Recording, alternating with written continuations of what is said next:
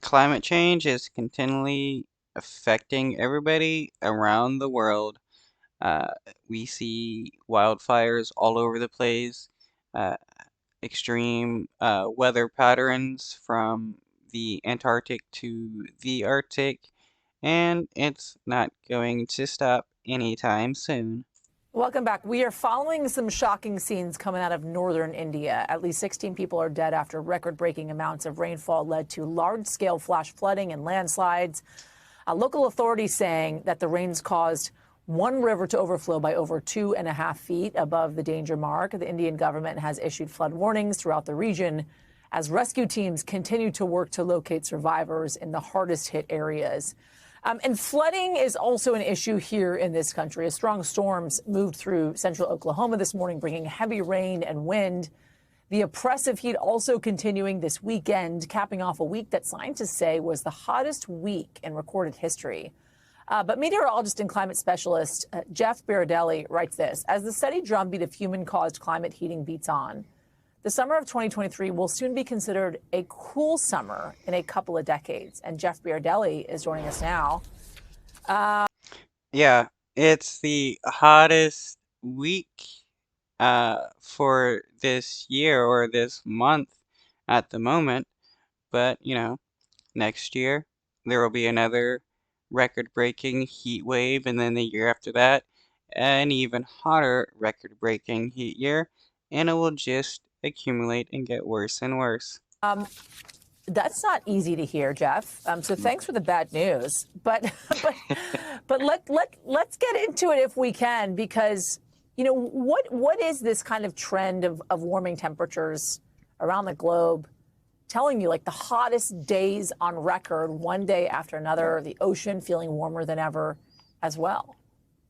None of it's surprising. It's astonishing to see it happening, but we expected this to happen. I mean, remember, we've been warming the Earth for about the past 100 years, and especially over the past 50 years or so, and it just continues unabated. Now, on top of that, this year we have a natural oscillation called El Nino, and every time we have an El Nino year, every few years or so, we're injecting a lot more heat from the Pacific Ocean on top of that baseline warming from climate change.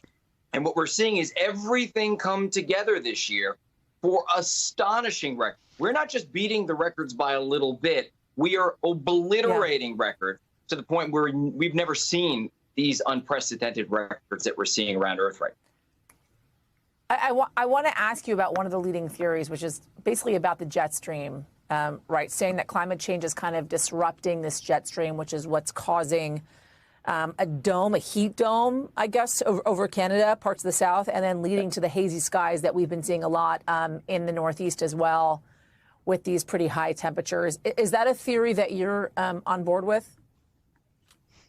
Yeah, for sure. We see these jet streams becoming more amplified, more undulations, and the jet stream seems to be slowing down at times.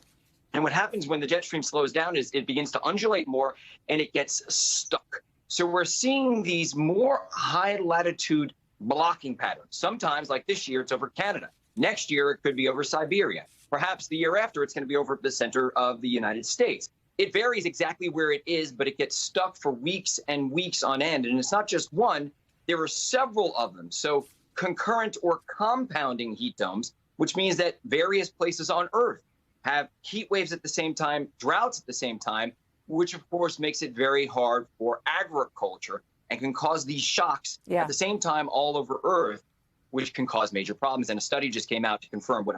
Yeah, expect higher food prices due to